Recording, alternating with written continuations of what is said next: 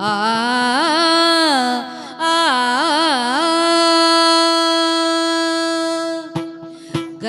ಗಜಮುಖದವಗೆ ಗಣಪಗೆ ಚಲ್ವಾ ತ್ರಿಜಗ ವಂದಿತ ನೀಗಾರತಿ ಎತ್ತೇರೆ ಆರತಿ ಎತ್ತೇರೆ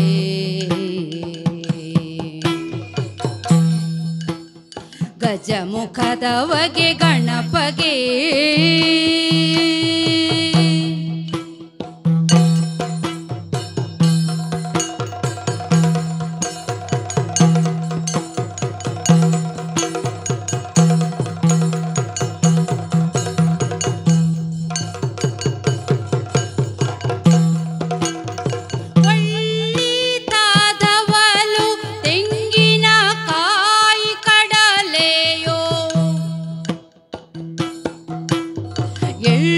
ಎಳ್ಳುಂಡೋಳಿಗೆ ಕಬ್ಬು ಮೆಲುವವಗೆ ಬೆಳ್ಳಿಯ ಹುರಿಗೆ ಚೆಗಳ ಕಟ್ಟಿ ಕುಣಿಯುವ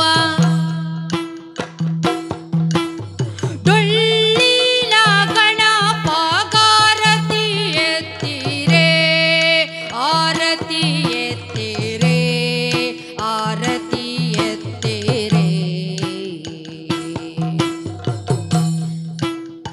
ಗಜಮುಖದವಗೆ ಗಣಪಗೆ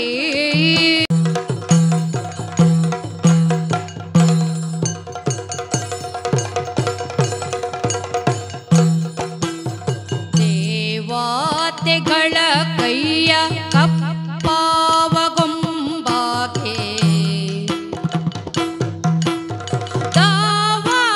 ದಾವಾಗ್ನಿಯಂದದಿ ಮೆರೆವವಗೆ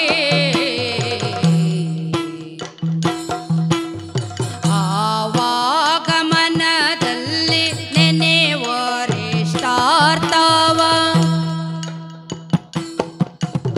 ನೀವ ಗಣೇಶಗಾರತಿ ಎತ್ತಿರೆ ಆರತಿ ಎತ್ತಿರೆ ಆರತಿ ಎತ್ತಿರೆ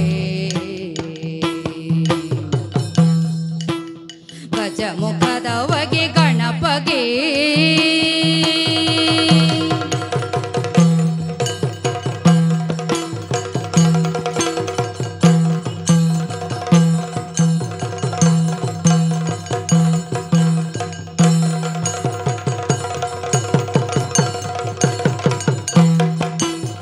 ಕರದೊಳು ಪರಶುಪಾಶಾಂಕುಶಧಾರಿಗೆ ಹರುಷದಿ ಬಕುತರ ಪೊರೆಬವಗೆ ಉರಗಭೂಷಣನ ಸುಕುಮಾರ ಗಜವ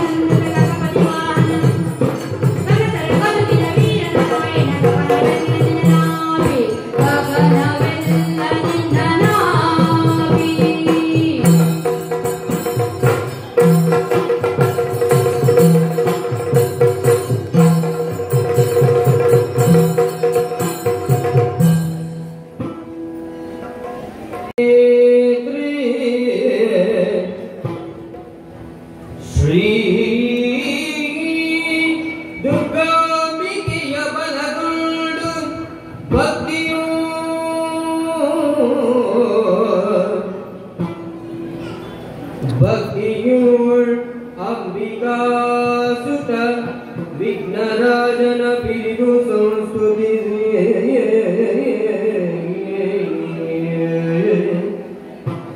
ಭಕ್ತಿಯೋ ಅಂಬಿಕಾ ವಿಘ್ನದ ಜನ ಪಿರಿದು ಸಂಸ್ತುತಿಸಿ ಅಂಬುನಿರಿಯ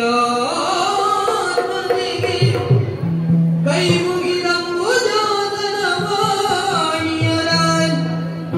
ಪಾದ ಮುದಕ್ಕೆ ಕೊಡಮಡುತ್ತ ಬಡಿವಿನಿ ಕಥಾಮೃತವ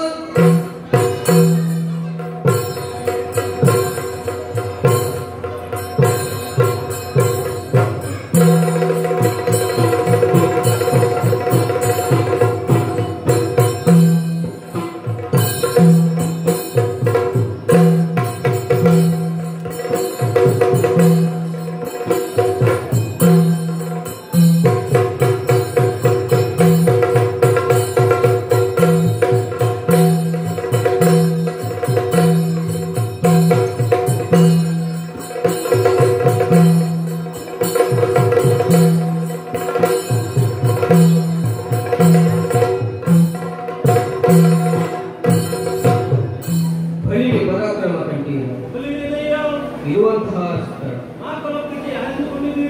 ದೇವೇಂದ್ರನಿಂದ ಹೊರಟು ಬಂದ ಕಾರ್ಯಕಾರ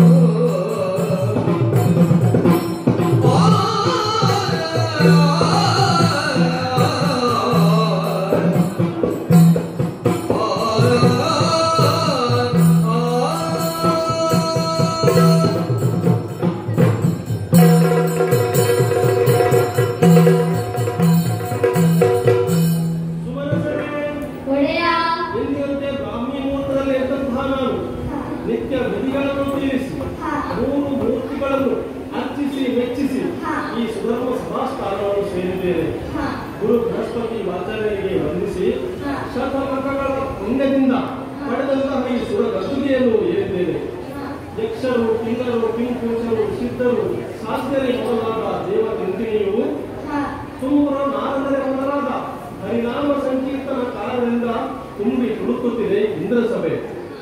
ಬ್ರಹ್ಮಾದಿ ಕರುಣಿಯರು ನರ್ತಿಸುತ್ತಿದ್ದರೆ ಚಿತ್ರಸೇನ ತನ್ನ ಇಂಪಾದ ಗಾಯನದೊಂದಿಗೆ ರಂಜಿಸುತ್ತಿದ್ದಾನೆ. ಅಗ್ನಿ, ವರುಣ, ವಾಯು, ಕುಬೇರ, ನಿಯತಿ, ಈಶಾನ, ಸೋಮರೆ ಮೊದಲಾದ ನೀವೆಲ್ಲರೂ ಸನ್ನಿಹಿತರಾಗಿದ್ದೇವೆ. ಆಹಾ, ನೋಡಬಾರದೆ ನಮ್ಮ ಈ ಸಭೆಯ ವೈಭವವನ್ನ. ಕಾಮಿಸದನ್ನು ಕೊಡುವಂತಹ ಕಾಮಧೇನು, ಚಿಂತಿಸದನ್ನು ಕೊಡುವ ಚಿಂತಾಮಣಿ, ಆನೆ, ಐರಾವತ ಇವೆಲ್ಲ ಇಲ್ಲಿನ ಸುಭೀಕ್ಷೆಯ ವಸ್ತುಗಳು. ದೇವತೆಗಳೇ, ಇಷ್ಟೆಲ್ಲ ಇದ್ದರೂ ಕೂಡ ನಮ್ಮನ್ನು ಕಾಡುವಂತಹ ಒಂದು ಪ್ರಶ್ನೆ ಹಾಗೆ ಉಳಿಯುತ್ತದಲ್ಲ. ಓ ತಂತಿಯರೇ, ಕೇಳಿ. ಆದಿದೇವರು ಗಿಳಿಯೇ ನಳಿನ ನಾಭನ ದಯದಿಯೇ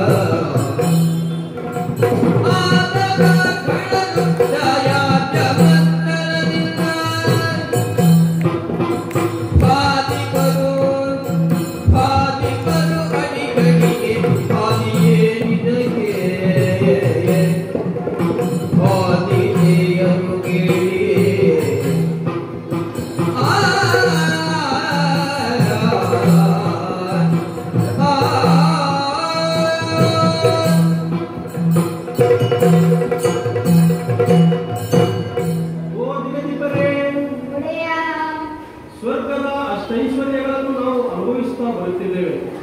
ಆದರೆ ಮಧ್ಯಲೋಕದ ಒಂದು ವರ್ಗ ಇದೆಯಲ್ಲ, ಹೇಳಲಿಕ್ಕೆ ನಮ್ಮ ಹಿರಿಯವರೇ ದ್ವಿತೀಯ ಮಕ್ಕಳು. ಆವಾಗ ನಮ್ಮ ಸ್ವರ್ಗದ ಮೇಲೆ ಗಾಳಿ ಇಟ್ಟು ನಮ್ಮನ್ನು ಸೋಲಿಸುತ್ತಾ ಬಂದಿದ್ದಾರೆ. ಆದರೆ ಪರಮಾತ್ಮನ ದಯೆಯಿಂದ ಮತ್ತೆ ಸ್ವರ್ಗವು ನಮ್ಮ ಪಾಲಾಗುತ್ತದೆ. ದೇವತೆಗಳೇ, ಅಂತಹ ದಾನವ ದಾಳಿಯಾದರೆ ನೀವೇನು ಮಾಡುತ್ತೀರಿ ಹೇಳಿ?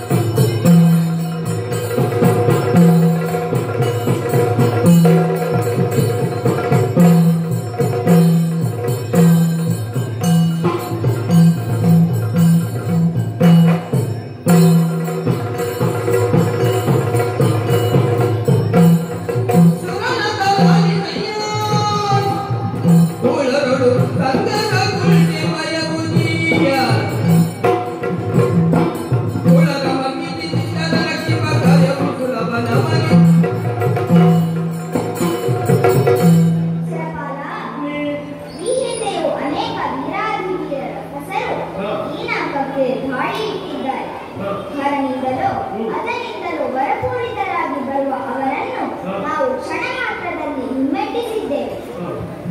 ಮುಂದೇನಾದರೂ ಅಂತಹ ದಾನವರು ಮತ್ತೆ ಮೇಲೆ ಬಂದರೆ ಅವರನ್ನು ವರಿಸಲು ನಾನೊಬ್ಬನೇ ಸಾಕು. ನೀನು ನಿರ್ಭೀತನಾಗು. ಅಮರವಡೆಯ ಸುರದೇನು ಕಲ್ಪದರು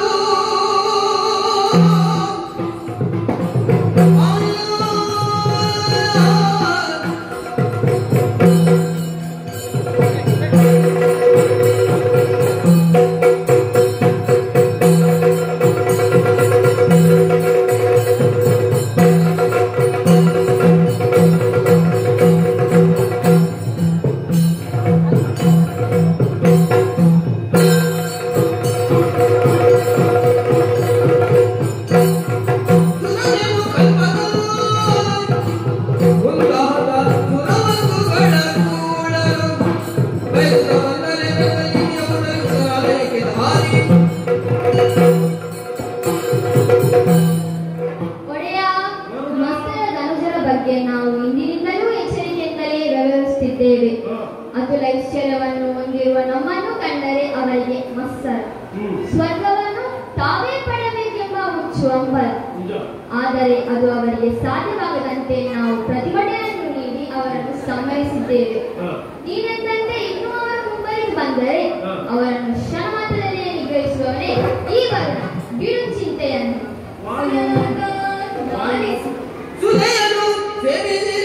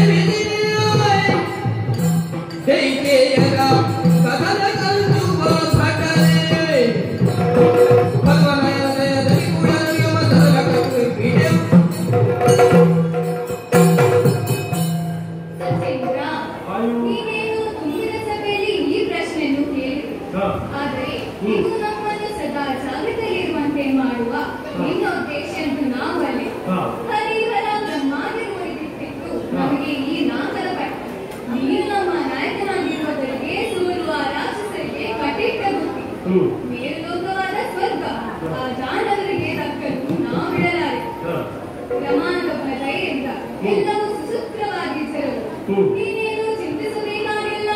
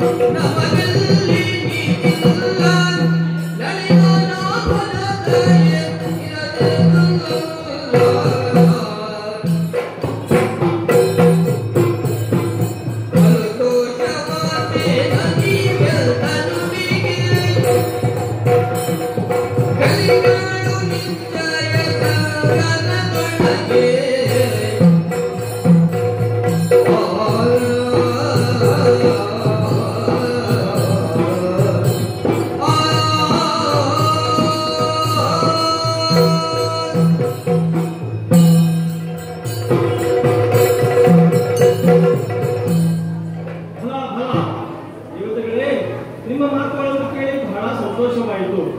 ಸದಾ ನಿಮ್ಮಲ್ಲಿ ಧೈರ್ಯವನ್ನು ತುಂಬಬೇಕು ಎನ್ನುವ ಕಾರಣಕ್ಕೋಸ್ಕರ ಈ ಮಾತನ್ನು ಕೇಳಿದೆ. ಅದನ್ನು ಕಲಿಗಳಾದ ನೀವು ನಮ್ಮ ಜೊತೆ ಇರಬೇಕಾದರೆ ಮಾತ್ರವಲ್ಲದೆ ಶ್ರೀಕೃಷ್ಣ ಪರಮಾತ್ಮನ ಶ್ರೀ ಹರಿಯ ದಯೆ ನಮ್ಮ ಜೊತೆ ಇರಬೇಕಾದರೆ ನಮಗೆ ಖಳಗ ಬಾಧೆ ಬರದು. ಹಾಗಾಗಿ ಸಭೆಯಲ್ಲಿ ಮುಂದೇನು ವಿಶೇಷಗಳಿಲ್ಲ, ಆದರೆ ಒಂದು ಆಹ್ವಾನವನ್ನು ಕೇಳಿದರೆ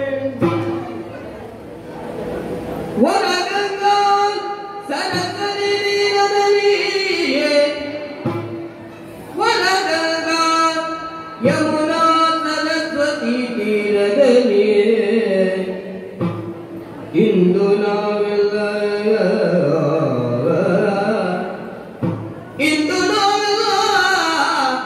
ಒಂದಾಗಿ ಹೋಗುವುದು ಶೀಘ್ರದಲ್ಲಿ.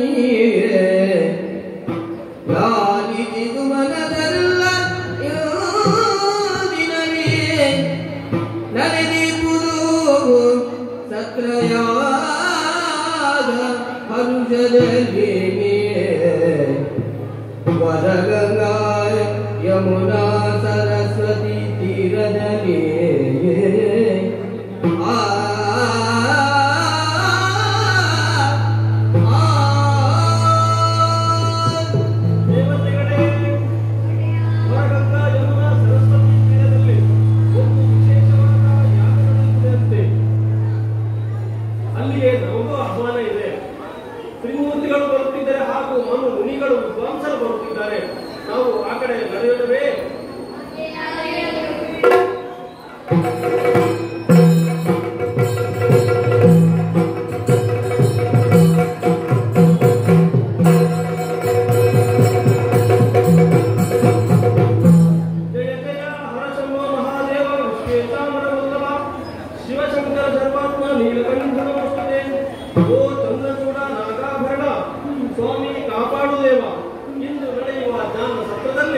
ಸಭಾಧ್ಯಕ್ಷರಾಗಿ ನಿಂತು ಕಾರ್ಯಗಳನ್ನು ಸೂತ್ರವಾಗಿ ಸಾಂಗವಾಗಿ ನೆರವೇರುವಂತೆ ಮಾಡುವೆಂದು ಎಲ್ಲರ ಒಪ್ಪೋಳ ಪ್ರಾರ್ಥನೆ ತಂದೆ.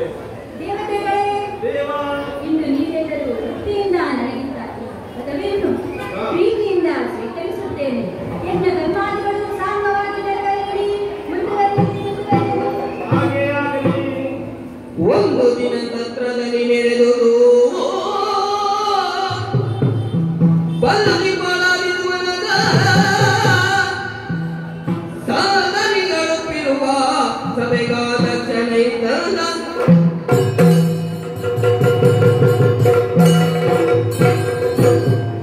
ವೃಂದವೆತ್ತಿಗಿರಾಗಿ ಬಯದಲ್ಲಿ ವಂದಿಸುತ್ತಿರಲು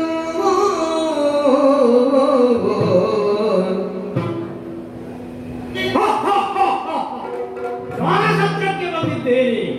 ಒಮ್ಮೆ ಸಭೆಯೆಲ್ಲವನ್ನು ಒಮ್ಮೆ ವೀಕ್ಷಿಸುತ್ತೇನಂತೆ. ಎಲ್ಲರೂ ಎದ್ದು ನಿಂತು ಗೌರವವನ್ನು ಸೂಚಿಸುತ್ತಿದ್ದಾರೆ. ಇರಲಿ, ಅವರೆಲ್ಲರಿಗೂ ಹಾಗೆ ಅಲ್ಲೇ ಕುಳಿತುಕೊಳ್ಳಲು ಸೂಚಿಸುತ್ತೇನಂತೆ. ವೃಂದವೆತ್ತಿಗಿರಾಗಿ ಭಯದಲ್ಲಿ ವಂದಿಸುತ್ತಿರಲು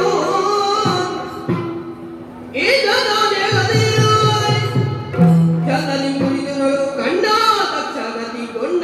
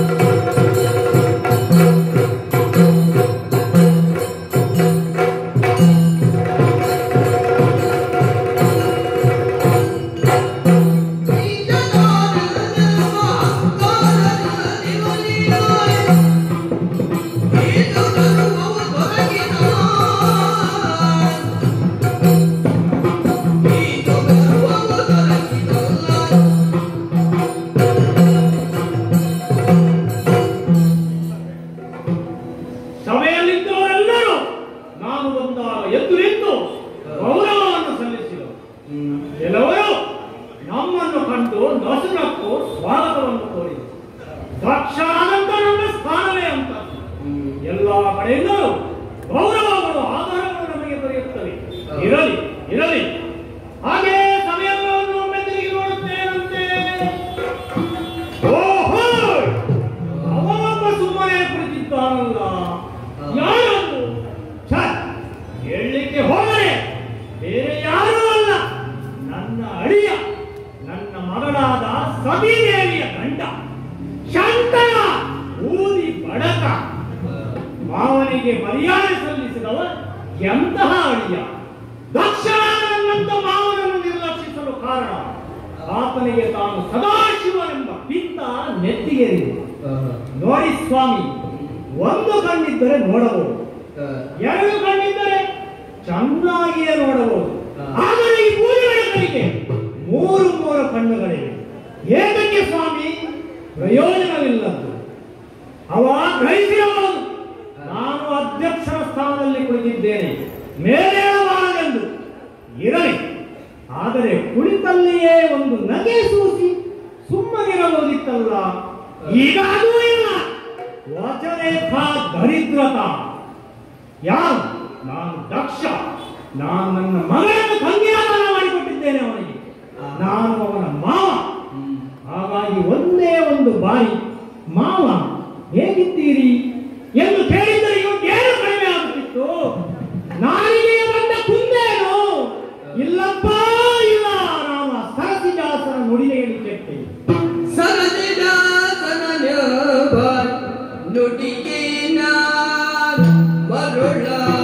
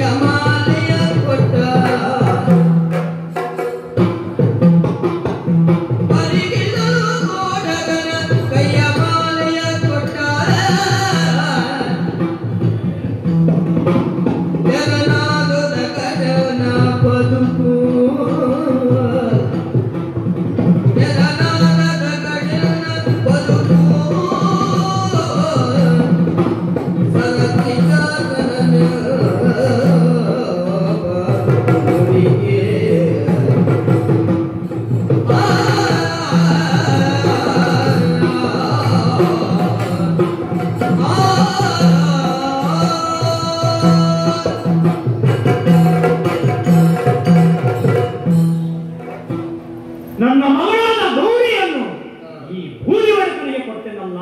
ಪರಮೇಶ್ವರಿಯ ಮಾತು ಕೇಳಿ ಅಳಿಯ ಒಳ್ಳೆಯವ, ಕೊಟ್ಟು ಬಿಡು ಎಂದ. ಹಾಗಾಗಿ ಒಪ್ಪಿದೆ. ಆದರೆ ಅಂದು ಅರ್ಥವಾದದ್ದು ಇಂದು ಅರ್ಥವಾಗುತ್ತಿದೆ. ಓಹೋ, ಓಡವನ ಕೈಗೆ ಕುಸುಮ ಮಾಲೆ ಕೊಟ್ಟರೆ ಅದೇನು ಮಾಡೀತು? ಪಾಪ, ಓಡವನಿಗೆ ಏನು ಗೊತ್ತು ಕುಸುಮ ಮಾಲೆಯ ಪವಿತ್ರತೆ ಹಾಗೂ ಅದರ ಘನತೆ? ಮೂಗಿನಲ್ಲಿ ಒಮ್ಮೆ ಹೀಗೆ ಅಗ್ರಾಣಿಸುತ್ತದೆ, ನಂತರ ಆಚೆ ಹೊಸಕ್ಕೆ ಹಾಕುತ್ತದೆ. ಹಾಗೆ ಆಯ್ತು ನನ್ನ ಮಗಳನ್ನು ಈ ಕೋಡವನ ಕೈಗೆ ಕೊಟ್ಟದ್ದು. ಹಿರಿಯರಿಗೆ ಮರ್ಯಾದೆ ಸಲ್ಲಿಸುವ ಅಲ್ಪ ಬುದ್ಧಿಯೂ ಇಲ್ಲದ ಗುಡ್ಡೆಯ ಮೇಲಿನ ಕಲ್ಲು ಬಂಡೆ ಇದ್ದ. ಅದು ಹೋಗಲಿ, ಇರುವುದಕ್ಕೆ ಸರಿಯಾದ ಮನೆಯಾದರೂ ಉಂಟು? ಅದೂ ಇಲ್ಲ. ಇರುವುದಾದರೂ ಎಲ್ಲಿ? ಒಂದೇ ಒಂದು ಹುಲ್ಲು ಕೈಯನ್ನು ಬೆಳೆಯದ ಮಂಜುಗಡ್ಡೆಯಿಂದ ಕೂಡಿದಂತ ಕೈಲಾಸ ಪರ್ವತ.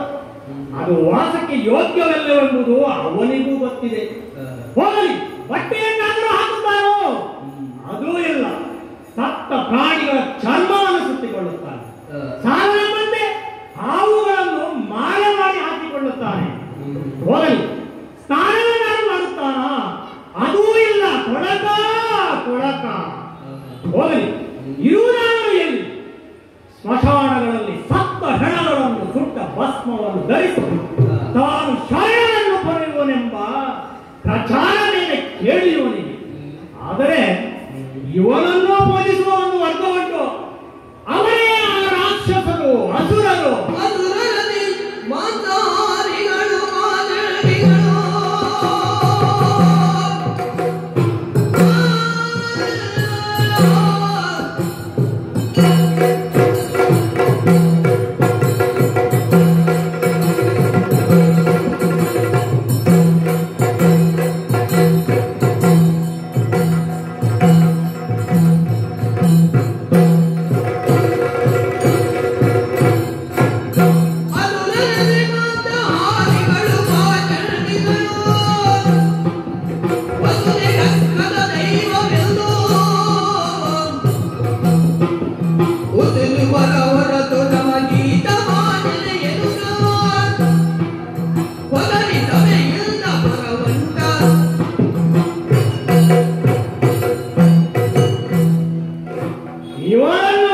ಬಯಸುವವರು ಯಾರು ಗೊತ್ತಾ? ಅಲೆಯ ಪಾಷಂಡಿಗಳಾದಂತ ರಾಕ್ಷಸರು. ಹಸಿ ಹಸಿ ಮಾಂಸವನ್ನ ಕಂಠಪೂರ್ತಿ ಸೇರಿಸಿ, ಮದಿರೆಯನ್ನ ಘಟಘಟನೆ ಸೇರಿಸಿ ಹಚ್ಚಿಸಿ ಕರೆದರೆ ಎಂದು ಓಡಿ ಬರುವ ವಸುದೆಗೆ ಅಗ್ಗದ ದೈವ ಇವ. ಓಡಿ ಬಂದು ಸುಮ್ಮನೆ ಇರುತ್ತಾನ ಸ್ವಾಮಿ. ಆ ಯಜ್ಞ ಯಾವಾದಿಗಳನ್ನು ಹಾಡುಬಿಡುವ, ದೇವತೆಗಳಿಗೆ ತೊಂದರೆ ಕೊಡುವ ರಾಕ್ಷಸರಿಗೆ ಬೇಕಾದಂತ ವರಗಳನ್ನು ಕೊಡುತ್ತಾನೆ. ಭೂತಗಳನ್ನೇ ನಂಬಿಸುವ ಭೂತಪತೆ ಇವನು. ಇದು ನಾನೊಬ್ಬನೇ ಹೇಳುವ ಮಾತಲ್ಲ ಸ್ವಾಮಿ, ಇಡೀ ಪ್ರಪಂಚವೇ ಕೊಂಡಾಡುತ್ತದೆ ಇವನ ಕಲ್ಯಾಣ ಗುಣಗಳನ್ನು. ಇಂಥವರನ್ನು ನಾವು ಆಯಿಸುತ್ತೆ ಸಾಧ್ಯವಿಲ್ಲ. ಇವ ಗ್ರಹಿಸಿರುವುದು ನಾವು ಮಾತನಾಡಿಸಬೇಕೆಂದು. ಎಲ್ಲಾದರೂ ಉಂಟೆ ನಮಗೆ ಮರ್ಯಾದೆ ಸಿಗದ ಸ್ಥಳದಲ್ಲಿ ನಾವು ಅರೆಕ್ಷಣವು ನಿಲ್ಲಲಾರದು. ಇನ್ನು ಸ್ವಲ್ಪ ಹೊತ್ತು ಇದ್ದರೆ ನಮಗೆ ಪಾಪ ಸುತ್ತೀತು. ಹಾಗಾಗಿ ನಮಗಿನ್ನೇಳಿ ಕೆಲಸ. ಈ ಕುಟಿಲ ಬುದ್ಧಿಯ ಸಭೆಯನ್ನು ತೆಗೆಸಿ ಹೊರಮಡಿಯುತ್ತೇನಂತೆ.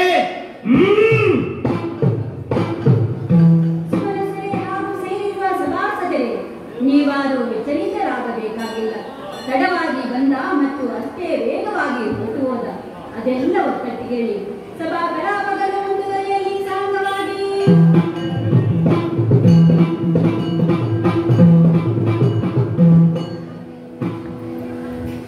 ಅಪ್ಪ ಸಮಾತ್ಯಾಗ ಮಾಡಿ ಹೊರಬರುತ್ತಿದ್ದಂತೆ ಹಿಂದೆ ಎಂದು ಕೇಳಿಸಿತು. ಯಾವ ದೇಶದ ದೊರೆ ಈತ ಎಂಬುದಾಗಿ ಸ್ವಲ್ಪ ಮನಸ್ಸಿಗೆ ಬೇಸರಾದದ್ದು ಹೌದು. ನೇರವಾಗಿ ಅಪ್ಪನ ಬಳಿ ಹೋದೆ. ಇಲ್ಲಿ ನಡೆದದ್ದೆಲ್ಲವನ್ನು ಅರಿವಿದೆ. ಆಗ ನನಗೆ ಪ್ರಜಾಧೀಶ್ವರರಿಗೆ ಈಶಾ ಎಂಬುದಾಗಿ ಸ್ಥಾನವನ್ನು ಕೊಟ್ಟ. ಹಾಗಾಗಿ ಈಗ ನಮ್ಮ ಸ್ಥಾನ ಬಹಳಷ್ಟು ಏರಿದೆ. ನಮ್ಮ ತೂಕ ಹೆಚ್ಚಾಗಿದೆ. ಹಾಗಾಗಿ ಈಗ ಸರಿಯಾದ ಸಮಯ ಆ ಭೂಮಿ ಬಳಿಕ ಈಶ್ವರನಿಗೆ ಪಾಠ ಕಲಿಸಲು. ಎಲ್ಲಿ ಬೃಹಸ್ಪತಿ ಆಚಾರ್ಯರವರಲ್ಲಿ. ಆಚಾರ್ಯರೇ, ವಂದಿಸಿಕೊಂಡಿದ್ದೇನೆ. ರಾಜ ಒಳ್ಳೆಯದಾಗಲಿ. ಏನು ಅವಸರದ ಕರೆ? ತಿಳಿಯಲಿಲ್ಲ. ತಿಳಿಸುವ ದಕ್ಷಪತೀಶ್ವರ. ಆಚಾರ್ಯರೇ ಕೇಳಿ. ಒಂದು ದಿವಸ ಬೃಹಸ್ಪತಿಯು ಕರೆದು ನಿಂತೆಲ್ಲನು ದಕ್ಷನ ಹೊರಗೆ. ಒಂದು ದಿವಸ ಬೃಹಸ್ಪತಿಯು ಕರೆದು ನಿಂತೆಲ್ಲನು ದಕ್ಷನ ಹೊರಗೆ.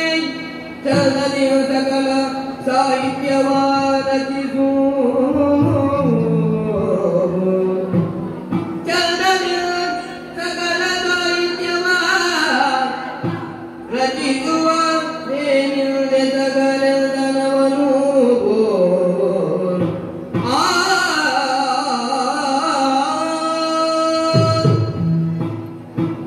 ಆಚಾರ್ಯರೇ, ಒಂದು ಉತ್ತಮ ಸಲಹೆಗಾಗಿ ತಮ್ಮನ್ನು ಕರೆಸಿಕೊಂಡಿದ್ದೇನೆ. ಹೌದೇ? ತಮ್ಮಿಂದ ಒಂದು ಯಾಗವಾಗಬೇಕು. ಯಾವ ಯಾಗ? ಅದು ವಾಜಪೇಯ ಯಾಗ.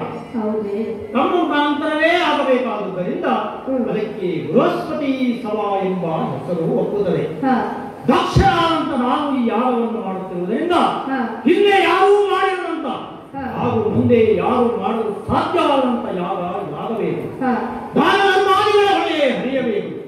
ಈ ಯಾಗಕ್ಕೆ ಲೋಕಾಂತರದ ವಿದ್ವಾಂಸರು ಬರಬೇಕು, ಮುನಿಗಳು ಬರಬೇಕು, ಋಷಿಗಳು ಬರಬೇಕು, ಎಲ್ಲರೂ ಬರಬೇಕು. ಆದರೆ ಆ ಈಶ್ವರಯ ಮಾತ್ರ ಆಮಂತ್ರಣವಿಲ್ಲ. ಇದೊಂದು ನಿರೀಶ್ವರ ಯಾಗ. ಆಚಾರ್ಯರೇ, ಹೇಗೆ ನಡೆಸಬಹುದೇ ತಿಳಿಸುವಿರಾ? ದಕ್ಷಪತೀಶ್ವರ ಆಚಾರ್ಯರೇ, ಇದರಲ್ಲಿ ನಿನಗೆ ಅನುಮಾನವೇಕೆ ಬಂತು? ಈ ಯಾಗವನ್ನು ನಾನು ನಿರ್ವಹಿಸಬಲ್ಲೆ. ನಿರೀಶ್ವರ ಯಾಗವನ್ನು ಖಂಡಿತ ಮಾಡಲ್ಲ. ನೀನು ಇಚ್ಛಿಸುವುದಾದರೆ ಸಕಲ ಸಾಹಿತ್ಯವನ್ನು ಸಂಗ್ರಹಗೊಳಿಸು. ಎಲ್ಲರಿಗೂ ಕರೆ ಹೋಗಲಿ. ಯಜ್ಞವನ್ನು ನಾನು ನಡೆಸುತ್ತೇನೆ. ನಕ್ಷತ್ರ ಪ್ರಾರಂಭವಾಗಲಿ. ಹಾಗೆ ಆಗಲಿ ಆಚಾರ್ಯರೇ, ವಂದಿಸಿಕೊಳ್ಳಿ. ನಿನಗೆ ಶುಭವಾಗಲಿ.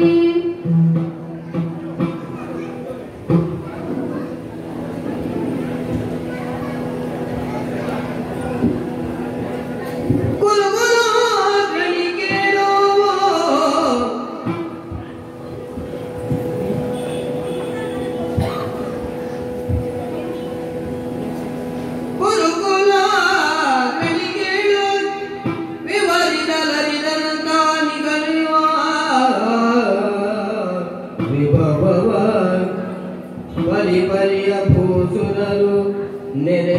ತರುವ ಸಂಭ್ರಮವ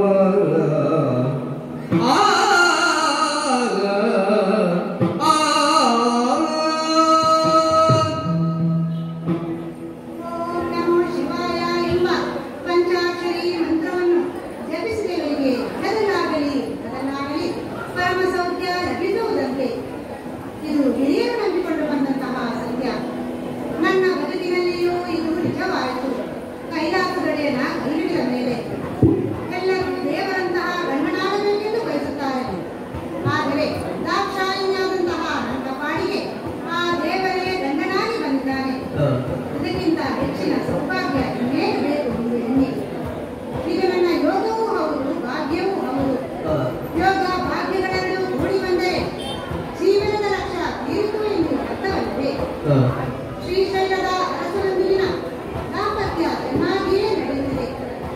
ಅವರ ಬಳಿಯಲ್ಲಿಯೇ ಇದ್ದವಳು ನಾನು. ಯಾಕೋ 4 ಹೆಜ್ಜೆ ಮುಂದೆ ಸಾಗಿ ಬಂದೆ. ಏನದು? ಜನರೆಲ್ಲರೂ ರಜಸಾದಿಯ ಕೆಳಗೆ ಇರುವೆ ಸಾಲಿನಂತೆ ಸಾಗುತ್ತಿದ್ದಾರೆ. ಕೈಲಾಸವಲ್ಲಿ ಶಿವದರ್ಶನಕ್ಕಾಗಿ ಬರಬೇಕಾಗಿರುವ ಇವರು ಶ್ರೀಶೈಲವನ್ನು ಬಳಸಿಕೊಂಡು ಬರುವುದಾದರೂ ನೀವು ಶ್ರೀ ಸಹಜವಾಗಿ ನನ್ನಲ್ಲಿ ಕುತೂಹಲವು ಹೆಚ್ಚಿದೆ. ಎಲ್ಲಿಗೆ ಹೋಗುತ್ತಾರೆಂದು ಇಲ್ಲೇ ಪ್ರಶ್ನಿಸುತ್ತಾ ಹೋದರೆ ಉತ್ತರ ಸಿಗದು. ಅದಕ್ಕಾಗಿ ನಾನೇ ಕೆಳಗೆ ಹೋಗಿ ಅವರ ಲೋಕವನ್ನು ವಿಚಾರಿಸಿ ಉತ್ತರ ಪಡೆಯುತ್ತೇನಂತೆ ಆ ಕಡೆ ಸಾಗುತ್ತೇನೆ.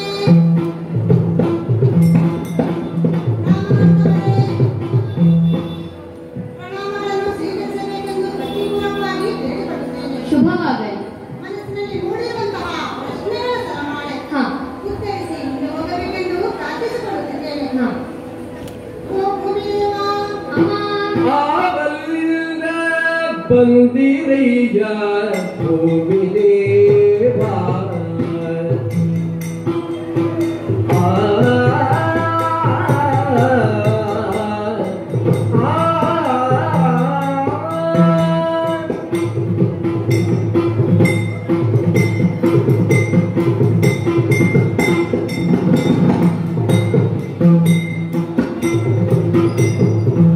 ಆವಲಿಂದ ಬಂದಿರಯ್ಯ ಭೂಮಿದೇವ. ಜತ ಸಾವಿರವು ಹೋಗುತ್ತಿಲ್ಲಿ ಭೂಮಿದೇವ. ಈ ವಿಧರ ಭೂಸುರರು ಭೂಮಿದೇವ. ನೀವಿಂದಾವಲಿಂದ ಅಯನವಯ್ಯ ಭೂಮಿದೇವ. ಈ ವಿಧರ ಭೂಸುರರು ಭೂಮಿದೇವ. ನೀವಿಂದಾವಲಿಂದ ಅಯನವಯ್ಯ ಭೂಮಿದೇವ. ಅವಲಿಂದ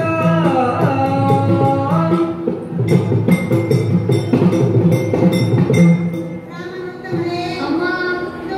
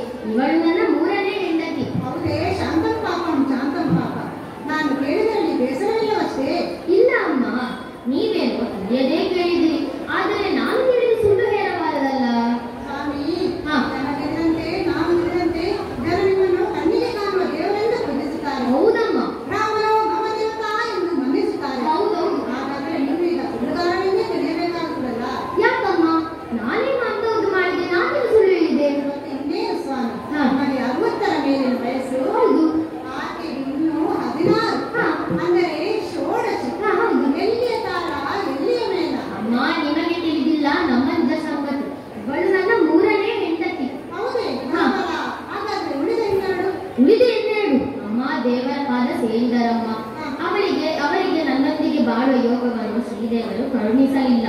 ಹೇಳಿ ಅಮ್ಮ, ಮೊದಲನೇ ಹೆಂಡತಿ ಒಂದು ದಿವಸ ಬಟ್ಟೆ ಒಗಿಲಿಕ್ಕೆ ಹೋದವಳಮ್ಮ, ಮತ್ತೆ ತಿರುಗಿ ಬಂದೇ ಇಲ್ಲ. ಅಯ್ಯೋ ಮತ್ತೆ ಜಾರಿ ಬಿದ್ದಿರ್ಬೋದು ಅಂತ ಅಂದ್ಕೊಂಡೆ. ಮತ್ತೆ ಮೊದಲನೇ ಹೆಂಡತಿ ಬಿಡಿ, ಎರಡನೇ ಮದುವೆ ಅದೇ.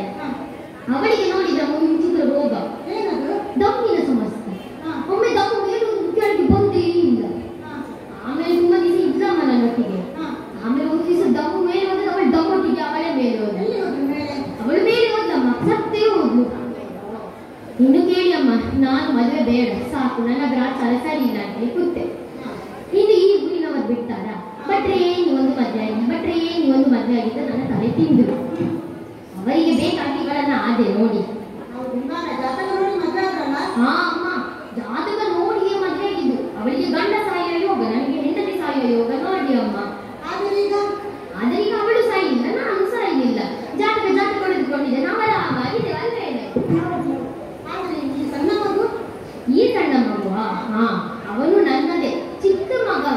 ಏನಮ್ಮ, ಇವಳು ನನ್ನ ಹೆಂಡತಿ ಆದ ಮೇಲೆ ಅವನು ನನ್ನ ಮಗನೇ ಆಗ್ಬೇಕಲ್ಲ ಅಮ್ಮ. ತುಂಬಾ ರಂಜನೀಯವಾಗಿದೆ ಜೀವನ ಚರಿತ್ರೆ. ನೀವು ಚಿರಕಾಲ ಚೆನ್ನಾಗಿ ಬಾಳಿಕೊಂಡಿರಿ. ನಿಮ್ಮ ಗಮನವನ್ನು ತಿಳಿಸ್ತೀರಾ ಅಮ್ಮ? ನಾವು ಹೋಗೋ ವಿಚಾರವೇ ಹೇಗೆ ಅಮ್ಮ? ದಕ್ಷಿಣಾಯಾಗಕ್ಕೆ ನಾವು ಹೋಗುವ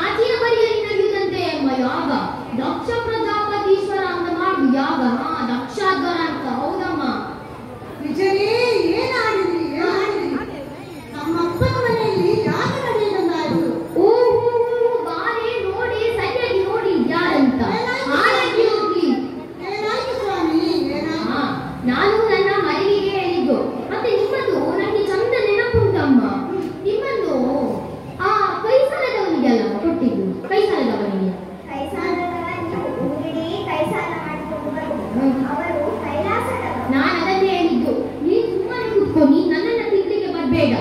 ಹಾ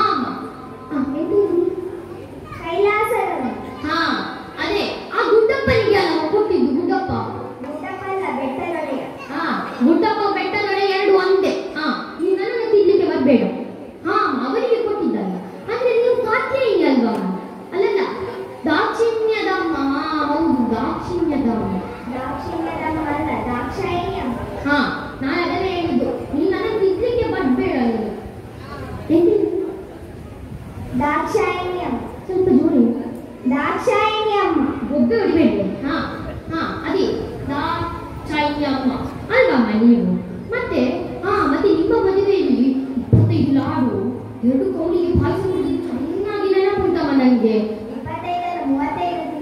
35 ನಾನಲ್ಲಿ ತಿಂದಿದ್ದು, 35 ನೀನು ತಿಂದಿದ್ದು, ಮನೆಗೆ ಕೊಂಡೋಗಿ ತಿಂದಿ ಅಷ್ಟು ಇಷ್ಟ ಅಲ್ಲ. ನೀನು ಸುಮ್ಮನೆ ಕೂತ್ಕೋ, ನಾನು ಮಾತಾಡುವಾಗ ಮಧ್ಯದಲ್ಲಿ ಬರಬಾರ್ದು. ಹಾ ಮತ್ತೆ ಇನ್ನೊಂದು ವಿಚಾರ, ನಿಮ್ಮ ಅಪ್ಪನ ಮನೆಯ ಯಾಕೆ ನೀವು ಯಾಕೆ ಹೋಗ್ಲಿಲ್ಲ? ಮತ್ತೆ ಇವರು ಯಾರವರು ಅಶ್ವಿನಿ ಮತ್ತೆ ಪುನಃ ಭರಣಿ ಮತ್ತೆ ಕೃತಿಕಾ ಎಲ್ಲ ನಮ್ಮ ಮನೆ ಮುಂದೆ ಆಗ್ಲಿ ಹೋಗ್ತಾ ಇದ್ರಮ್ಮ, ನಡ್ಕೊಂಡು ಹೋಗ್ತಾ ಇದ್ರು. ನೀವು ದಾಕ್ಷಿಣ್ಯ ಮಾಡಬೇಡಿ ಅಮ್ಮ. ನೋಡಿ ನಮ್ಮೊಂದಿಗೆ ಹೆಂಗಸರಲ್ಲಿ ಇದ್ದಾರೆ, ನೀವು ಬನ್ನಿ ಅಮ್ಮ, ನಾವು ಹೋಗೋಣ. ನಾವು ಮಚ್ಚಿಗಿಚ್ಚಿಗಳು. ಅದನ್ನೇ ಹೇಳಿದ್ದು. ನೀವು ಸುಮ್ಮನೆ ಕೂತ್ಕೊಂಡೆ ಹೇಳಿದ್ನಲ್ಲ ಅವಾಗ, ಅರ್ಥ ಆಗುದಿಲ್ಲ. ಹೌದಮ್ಮ. ಅಯ್ಯೋ ಬೇಡ, ನಾನೇ ನನ್ನ ಕಷ್ಟದಲ್ಲಿ ಇಲ್ಲಿ, ಇನ್ನು ನೀವು ನನ್ನ ಬೆನ್ನಿಗೆ ಬಿದ್ದರೆ ನಾನಿದೆ ಬೀಳ್ತೇನೆ. ಹಾಗಲ್ಲ, ನಿಮ್ಮೊಂದಿಗೆ ಅಂದರೆ ನನ್ನ ಹಿಂದೆ ನನ್ನ ಪ್ರಾಣೇಶ್ವರನ್ನು ಕರೆದುಕೊಂಡು ಬರ್ತೇನೆ. ಸರಿ. ಅಮ್ಮ ಮತ್ತೆ ಇನ್ನೊಂದು ವಿಚಾರ, ಇವಳೇ ನನ್ನ ಹೆಂಡತಿ ಅಮ್ಮ. ಮದುವೆದಾಗ ಒಂದು ಪಟ್ಟೆ ಸೀರೆ ಕೊಡಿಸಿದೆ ಅಮ್ಮ. ಎಂತ ನಿನ್ನ ಅಮ್ಮ ಕೊಡಿಸಿದ್ದು? ನಾನು ಕೊಡಿಸಿದ್ದು, ಸರಿಯಾಗಿ ನೆನಪಿಟ್ಕೋ. ನೀನು ಸುಮ್ಮನೆ ಕೂತ್ಕೊಳ್ಳಿ, ನಿನ್ನ ಕರ್ಕೊಂಡು ಬಂದಿದ್ದೆ ನನ್ನದೊಂದು ತಪ್ಪು. ಬೇಡ, ಇನ್ನು 2 ಗಂಟೆ 3. ಅಮ್ಮ ಒಂದು ಪಟ್ಟೆ ಸೀರೆ ಕೊಡಿಸಿದೆ ಅಮ್ಮ. ಆಮೇಲೆ ಆಗ್ಲೇ ಇಲ್ಲ ಅಮ್ಮ, ಪಾಪ. ಆ ಪಟ್ಟೆ ಸೀರೆ ಎಂತ ಆಗಿದೆ, ಹೊಟ್ಟೆ ಆಗಿದೆ. ಪಾಪ ಹುಡುಗಿ ಆಸೆ ಪಡ್ತಾಳೆ. ಒಂದು ಕೊಡಿಸಿದ ಒಳ್ಳೆದಿತ್ತಮ್ಮ. ಅಯ್ಯೋ ಬೇಡ, ನೀವಿನ್ನು 10 ಕೊಡಿಸುದು. ಇನ್ನೊಂದು ದಿನಕ್ಕೊಂದು ಹುಟ್ಟಿಕೊಂಡು ಊರಿಗೆ ನೀವು ಬಲಿ ಬರುದು, ಮತ್ತೆ ನನಗೆ ಹೆಂಡತಿ ಇಲ್ಲ ಅಂತ ಆಗುದು. ಮತ್ತೆ ಇನ್ನು 4 ಮದುವೆ ನನಗೆ ಯೋಚನೆ ಕೂಡ ಮಾಡ್ಲಿಕ್ಕೆ ಆಗುದಿಲ್ಲ ಅಮ್ಮ. ಅಮ್ಮ ಮತ್ತೆ ಇನ್ನೊಂದು ಕೊಡಿಸಿ ಸಾಕು. ಮತ್ತೆ ಇನ್ನೊಂದು ವಿಚಾರ, ನನಗೆ ಅವಾಗಿನೇ ಹೇಳ್ಬೇಕು ಅಂತ ನೆನಪಿಟ್ಕೊಂಡೆ, ಮರ್ತಿದ್ದೆ. ಎಂತಂದ್ರೆ, ನಾನು ಕೊನೆಯ ಸಾಲಿನಲ್ಲಿ ಕುತ್ಕೊಂಡಿರ್ತೇನೆ, ಅಲ್ಲಿಂದ ನಾನು ಈಗ ಕಡ್ಡಿ ಎತ್ತೇನೆ, ಅಲ್ಲಿಂದ ದಕ್ಷಿಣ ಸ್ವಲ್ಪ ಜಾಸ್ತಿ ಗರಬಂದೆ ಮಾಡಿ ಅಮ್ಮ. ಆಗದೆ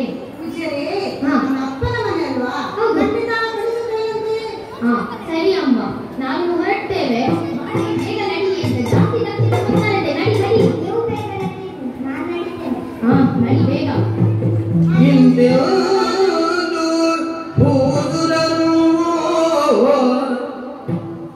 ತೆರಳಲಿದ್ದ ಗುಣವಂತೆ ಗೌರಿಯೂ ಮನದಿ ಜ್ಯೋತಿ ಸುಟರಂದು ಮರೆದರು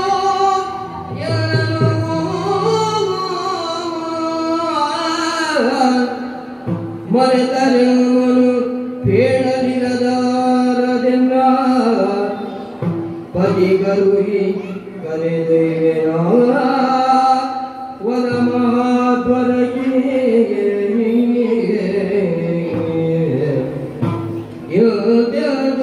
ಭೂಸುರನು